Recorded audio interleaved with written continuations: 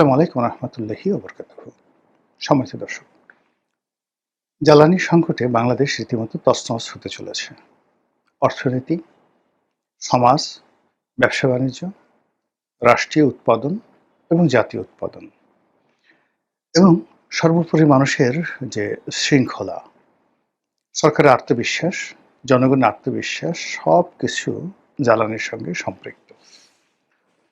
আমাদের যে জ্বালানি সেক্টর, এই জ্বালানি সেক্টরের বিদ্যুৎ, গ্যাস, গ্যাস মানে প্রাকৃতিক গ্যাস যেটা আমরা নিজেরা এখানে উৎপন্ন করি, সেই প্রাকৃতিক গ্যাস যেটা দিয়ে এই চুলা জ্বলে বিদ্যুৎ উৎপন্ন হয়। এরপর সেই যে প্রাকৃতিক গ্যাস এটাকে আমরা আবার সিএনজি করি। সিএনজি করে সেই সিএনজি গুলো যে ফিলিং স্টেশন রয়েছে তার মাধ্যমে আমরা বিভিন্ন সিলিন্ডারে আমরা সেই সিএনজি সরবরাহ করি।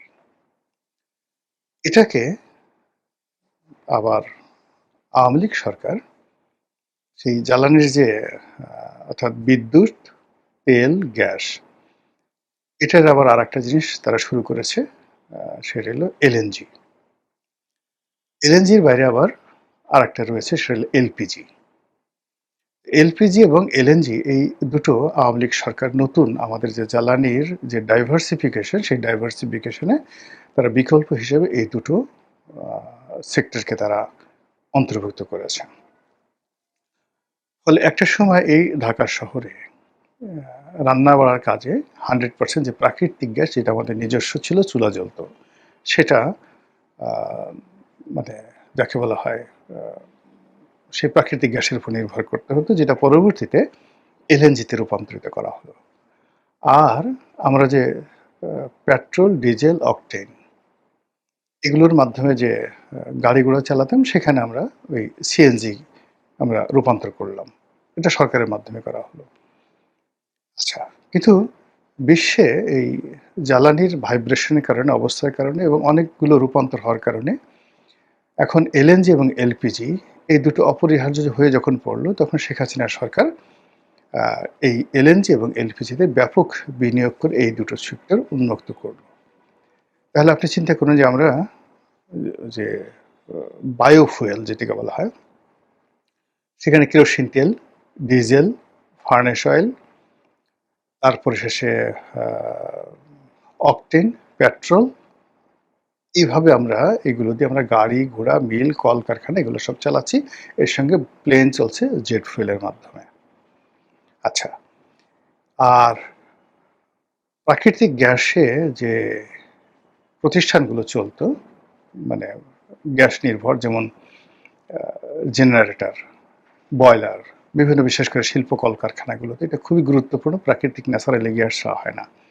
তো এখানে সেই আমাদের যে ন্যাচারাল গ্যাস, ওখানে যে পাইপলাইন দেওয়া আছে, যেটা তিতাসের মাধ্যমে বা বাংলাদেশ গ্যাস ডিস্ট্রিবিউশন কোম্পানির মাধ্যমে, পেট্রোবাংলার মাধ্যমে, এই জায়গাটাতে প্রাকৃতিক গ্যাসের সাথে সাথে এখানে এলএনজি দেওয়া হলো। অর্থাৎ সেম জিনিস দিয়ে আমরা সেই গ্যাসগুলো পাচ্ছি।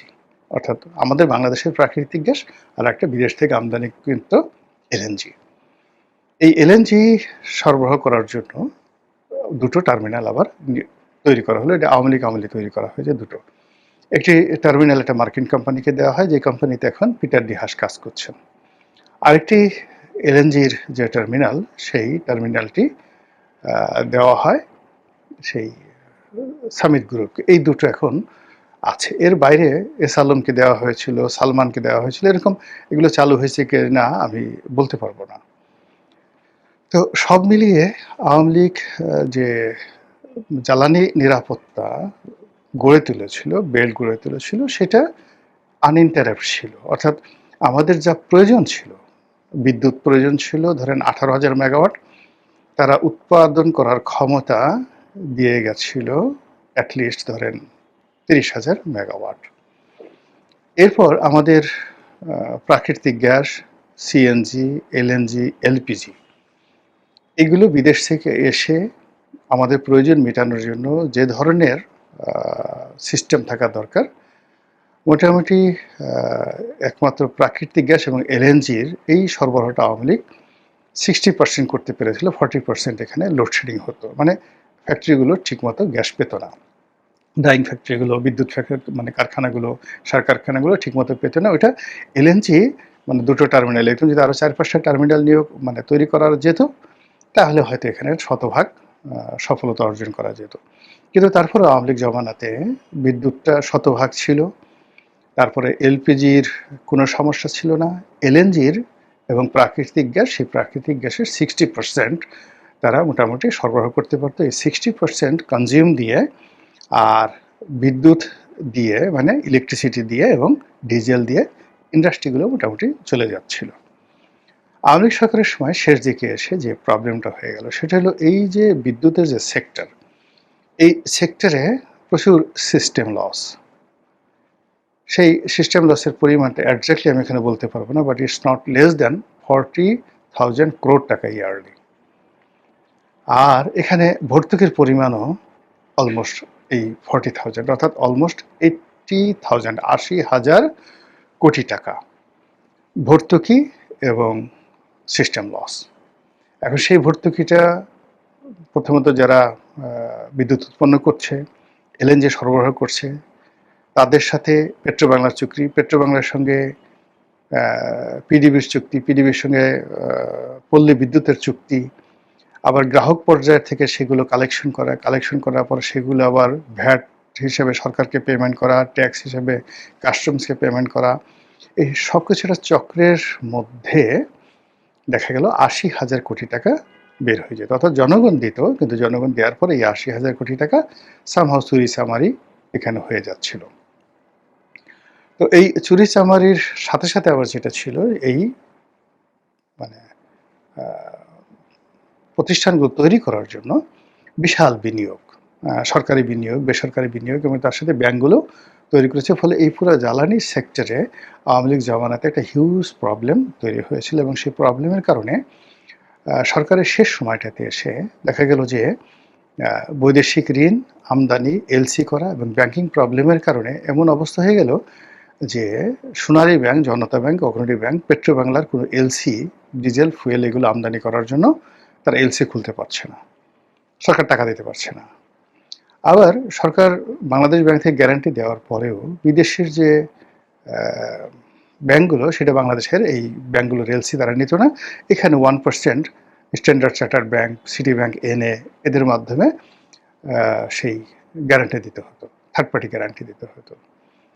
ফলে ওই সময়টিতে সক্ষমতা 30,000 মেগাওয়াটের সক্ষমতা থাকা সত্ত্বেও সরকার প্রায় 2,000 মেগাওয়াট সেই যাকে বলা হয় লোডশেডিং করতে বাধ্য হয়েছিল। এবং নসরুল হামিদ বিপু তখন মন্ত্রী ছিলেন, তখন তিনি বলেছিলেন যে এটা সাময়িক, বিকজ আমরা এখন এলসি করতে পারছি না, বিদ্যুতের জন্য পর্যাপ্ত আমরা জ্বালানি আনতে পারছি না, না পারার কারণে অনেকগুলো মানে আমাদের যে প্রতিষ্ঠানকে বসিয়ে রাখতে হচ্ছে এবং বসিয়ে বসিয়ে আমাদেরকে দিতে হচ্ছে। ফলে 2-3 মাস ভীষণ রকম কিন্তু বিদ্যুতের সমস্যা হয়েছিল। কিন্তু সামহাও এই একই স্ট্রাকচারের মধ্যে থেকেও ডক্টর মোহাম্মদ ইউনূসের জামানাতে এই আওয়ামী লীগের যে স্ট্রাকচার যা আমি বললাম, এটা তারা 1 মেগাওয়াট বাড়ায়নি, কমায় নাই, কোনো কিছু বন্ধ করেনি, কিন্তু টোটাল সিস্টেমটা কিন্তু তারা 18 মাস চালিয়ে নিয়েছিল। ফলে এই 18 মাসে আমরা কোনো পেট্রোল পাম্পে সিএনজির সমস্যা ছিল না, এলএনজির সমস্যা ছিল না, এলপিজির সমস্যা ছিল না, এমনকি ন্যাচারাল গ্যাসের সমস্যা ছিল না, বিদ্যুতের লোডশেডিং ছিল না। এটা ডক্টর মোহাম্মদ ইউনূসের জমানাতে হোয়াট এভার মেবি তারা কিন্তু সেটা চালিয়ে গেছে, প্রশংসার দাবিদার। আবার একইভাবে হাসিনা, শেখ হাসিনার জমানাতে 17 বছর এই সমস্যাগুলো ছিল, বাট তারা এগুলো ম্যানেজ করে ফেলছে। তো ম্যানেজ করার কারণে মানে জনগণ তৃপ্ত। কীভাবে এটা কী হলো, তারা এভাবে খুশি থেকে গালাগালি করতো যে এই শেখ হাসিনা এই অমুকরে ক্যাপটিভ পাওয়ার দিয়েছে, অমুকরে ওটা দিয়েছে, এখানে 1000 কোটি টাকা ব্যবসা হয়েছে, এগুলো শুনতো আর গালাগালি করতো। কিন্তু ঘরে বিদ্যুৎ আসতেছে, গাড়িগুলো ঠিকমতো চলতেছে, ফ্যাক্টরি চলছে, ব্যবসা বাণিজ্য হচ্ছে, যার জন্য মানুষ সেই গালাগালির মধ্যেই সীমাবদ্ধ ছিল, কিন্তু বিক্ষুব্ধ ছিল না। কিন্তু তারেক রহমান সাহেবের সরকার আসার সঙ্গে সঙ্গে দেখা গেল যে ইউনূস সরকারের 18 মাসের ধারাবাহিকতা আর বিগত সরকারের 15 বছরের ধারাবাহিকতা, এই টোটাল 17 বছরের সব কিছু মানে গত ৭ মাসে রীতিমতো মুখ থুবড়ে পড়েছে। এখন সরকার খোলামেলা আগের মতো বলছে না। পত্রপত্রিকাগুলো খোলামেলাভাবে আওয়ামী লীগ জমানাতে বা ইউনূসের জমানাতে যেভাবে রাষ্ট্রের অনেক গুরুত্বপূর্ণ বিষয় লিখতে পারত। কোন ব্যাংকের এলসির অবস্থা কি, কোন ব্যাংক এলসি করতে পারছে না, আন্তর্জাতিক কোন ব্যাংকগুলো আমাদের এলসি গ্রহণ করছে না, এই ধরনের কোনো খবরাখবর ইন ডিটেলস আমরা লোকাল কোনো পত্রপত্রিকার মাধ্যমে পাচ্ছি না। আর এই বিষয়গুলো মানে আন্তর্জাতিক মিডিয়াতেও ওইভাবে আসছে না। আর যেহেতু বিষয়গুলো অত্যন্ত টেকনিক্যাল, আমরা যারা এখানে কন্টেন্ট ক্রিয়েট করি, আমরা ইন ডিটেলস এই জিনিসগুলো এনে তারপরে সাংবাদিকদের মতো অনুসন্ধানী করে টু দি পয়েন্টে এইগুলো নিয়ে রিপোর্ট করব, ঠিক ওইরকম অবস্থা আমাদের দেশে আসলে কন্টেন্ট ক্রিয়েশনটা আমাদের দেশে এখন পর্যন্ত গড়ে ওঠেনি। ফলে পুরো বিদ্যুৎ এবং জ্বালানি সেক্টরে সত্যিকার অর্থে কী হচ্ছে, এখানে এখন ভর্তুকি কত দিতে হচ্ছে, এখানে প্রয়োজন কি পরিমাণ জ্বালানি প্রয়োজন, আমরা আনতে পারছি কি পরিমাণ, এটা কি আমাদের লোকাল টাকার অভাব, আমাদের নাকি আমরা আন্তর্জাতিক বাজারে জ্বালানি পাচ্ছি না, আমরা টাকার জন্য আনতে পারছি না, আমাদের কি এই বিদ্যুৎ সেক্টরে কি কত হাজার কোটি টাকা বকেয়া পড়েছে, পাবলিক এগুলো দিতে পারছে না, কোন কোন ইন্ডাস্ট্রিতে কত পাওনা আছে, ইন ডিটেলস একটা ক্লিয়ার পিকচার এবং আমাদের হাতে নেই, এবং সেই পিকচারগুলোর মধ্যে একটা ডট তৈরি করতে পারছি না, মানে একটা গ্রাফ তৈরি করতে পারছি না, ফলে আমরা জানি না। আমরা যেটা দেখতে পাচ্ছি সেটা হলো ঘন ঘন বিদ্যুৎ যাচ্ছে। আমরা যেটা দেখতে পাচ্ছি যে কয়েকদিন আগে ডিজেলের সমস্যা গেল, অকটেনের সমস্যা গেল, পেট্রোলের সমস্যা গেল, তারপরে এলএনজির সমস্যা গেল, এলপিজির সমস্যা গেল, এখন সব কিছুর সমস্যা।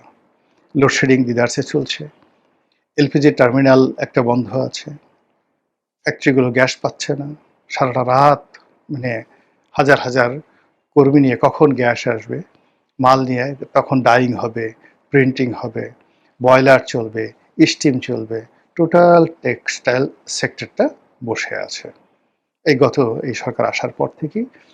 এবং শান্তিতে, মানে এখানে যারা স্পিনিং মিল চালাচ্ছে, যারা ডাইং ফ্যাক্টরি চালাচ্ছেন, যারা কম্পোজিট টেক্সটাইল চালাচ্ছেন, যারা গার্মেন্টস ফ্যাক্টরিতে চালাচ্ছেন, বড় গার্মেন্টস ফ্যাক্টরি যাদেরকে স্টিম আয়রন লাগে, এবং এই ডুয়েল ফুয়েল দিয়ে যারা চালাতে পারছে না, ডিজেল যাদের নাই, কিংবা ডিজেল আছে, ডিজেলে অনেক কস্টিং চলে যাচ্ছে, আবার সেই ডিজেলও তারা ঠিকমতো পাচ্ছেন না, ব্যাংক সাপোর্ট দিতে পারছে না, ইলেকট্রিসিটি সাপোর্ট দিতে পারছে না, ডিজেল পাওয়া যাচ্ছে না, সব মিলিয়ে একটা ফ্রাস্ট্রেশন, পুরো ব্যবসা বাণিজ্যে একটা ফ্রাস্ট্রেশন ছড়িয়ে পড়েছে।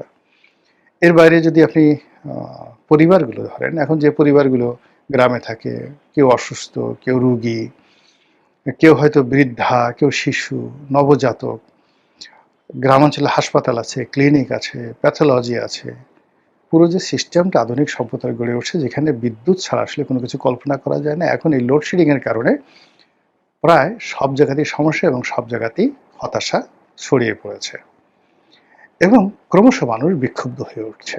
বিভিন্ন জায়গাতে সেই বিদ্যুৎ অফিসগুলো ঘেরাও করা হচ্ছে, বিদ্যুৎ বিভাগের লোকদেরকে মারধর করা হচ্ছে, তাদের নিরাপত্তার জন্য থানা পুলিশ যাচ্ছে, কিন্তু কোনো উপকার হচ্ছে না। আর এই অবস্থাতে সরকারের যারা কর্তা ব্যক্তি, তারা যে কথাবার্তা বলছে, সমস্ত দায় আওয়ামী লীগের বিগত সরকারগুলো, তাদের কোনো দায় দায়িত্ব নেই, তারা আরও ২ বছর সময় তাদেরকে দিতে হবে, আদারওয়াইজ তারা এই প্রবলেম সলভ করতে পারবে না, এটা একদিনের প্রবলেম না, এই যে কথাগুলো তারা বলছে, কিন্তু এই কথাগুলো মানুষজনকে কোনো অবস্থাতে আশ্বস্ত করতে পারছে না। তাদের বক্তব্যটা হলো যে প্রবলেম যাদের আমলে ছিল তখন তো তাদের আমলে হয়নি, তোমার আমলে এত ৬ মাসে হঠাৎ প্রবলেম আসলো কেন? প্রবলেম হয়তো ইউনূসের জমানাতে হওয়ার কথা। ডক্টর মোহাম্মদ ইউনূসের লোক নাই, জোর নাই, ঢাল নাই, তলোয়ার নাই, নিধিরাম সর্দার, তো তিনি যদি এটা সুন্দরভাবে চালাতে পারেন, তা তোমরা কেন পারছো না? একেবারে আমজনতা এভাবে গালাগাল করছে। অন্যদিকে যেটা আসছে যে আগামী ২ বছর তোমরা কি সমাধান করবে? তোমরা তো এই গত ৬ মাসে ডে বাই ডে তোমাদের অবস্থা খারাপ হচ্ছে। আগামী ৬ মাসে তো এটা আইসিইউতে চলে যাবে। ২ বছর এটার অস্তিত্ব থাকবে কিনা? ২ বছরে তোমরা ক্ষমতায় থাকবে কিনা? কে কি হবে না হবে তার কোনোই তো নিশ্চয়তা নেই। আমরা এর মধ্যে এই যে এখন কষ্ট করতেছি, আমরাই তো বাঁচতেছি না। আমাদের ফ্যাক্টরি, ব্যবসা বাণিজ্য সব বন্ধ হয়ে যাচ্ছে। তো এই যে একটা বিষয় যাচ্ছে, এরই প্রেক্ষিতে প্রধানমন্ত্রী বক্তব্য দিয়েছেন। দুঃখ প্রকাশ করেছেন জনগণের দুর্দশার জন্যে। এটা শুনতে অনেক ভালো শুনিয়েছে, কিন্তু বাস্তবতা হলো মানুষের মন মানছে না। মানুষের শরীর, অর্থনৈতিক অ্যাবিলিটি কোনো কিছু এই জিনিসগুলো অ্যাবজর্ব করতে পারছে না। ফলে অ্যাজ এ হোল যে যার অবস্থানে আমাদের দেশের জনগণ যার যতটুকু আছে সেটুকুরে ভেঙে পড়েছে। মহান আল্লাহ আমাদের সবাইকে হেদায়েত দান করুন এবং হেফাজত করুন। আসসালামু আলাইকুম ওয়া রাহমাতুল্লাহি ওয়া বারাকাতুহু।